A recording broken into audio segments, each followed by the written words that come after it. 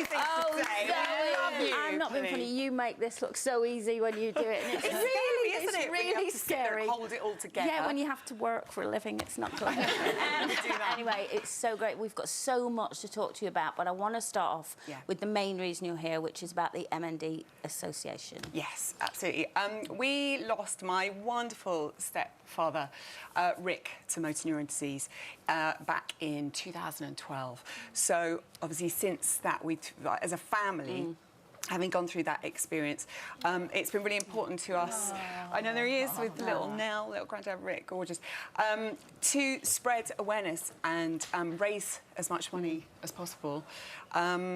And spread the word to help other families who are sort of, you know, coping with living with someone with MND. Yeah. Is there no cure at all? No, there's absolutely no cure. Nothing. It's progressive, and with Rick and with a lot of people, it's very quick. You lose people very quickly.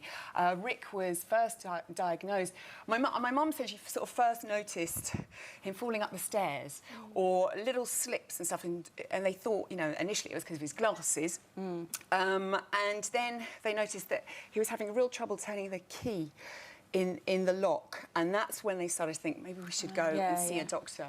It's really hard to pinpoint initially, and a lot of GPs have never sort of come across. So it's the immune system breaking down. Well, it's basically the nerves that go to the muscles, breaking down, and so you kind of. I think someone said to my mum that it's a little bit having motor neuron disease. It's like being in a house where all the lights are on, and then one by one, all the lights get turned off until you're left in total darkness. It doesn't affect the brain, though, does it? I mean, no, this is the thing. So, I mean, every case is different with motor neuron disease. Every case is different, so you're not sure how people's, you know, path will go. But with Rick, he, you know, started to get weaker, and then was falling, and then basically he went onto one stick, I think, and then he went onto 2 sticks about 3 weeks later, and then he was in a wheelchair. And he was diagnosed in February, that was by June. And then what you're seeing on the outside of the body is kind of happening on the inside of the body as well. So as people are sort of, you know, the muscles are wearing down, and the muscles that are working, your lungs and your heart are also, you know, stopping working on the inside. And he, you know, then you can't feed yourself, you can't use your hands. So then he was in the wheelchair. And then the real problems start with breathing. And that's sort of towards, you know, towards the end, to have real trouble breathing. So it's a horrible disease, and it's frightening how quick it happened. And I think as a family, we were in shock for quite a long time after, because we kind of, I think when he was first diagnosed, we were like, no, it made a mistake. Not Rick, he's so young. And yeah, it's brutal. It's and very close to your heart. And you got behind, of course, who can forget the massive campaign last year of the Ice Bucket Challenge. Challenge. Did you ever think it would be so massive around the world? It was absolutely wonderful how everybody... Anyone in here do the Ice Bucket Challenge? Oh, yes, thank you very much. Well done, look, Zoe, here's you doing yours. There's us doing our Ice Bucket Challenge. Your lovely hubby.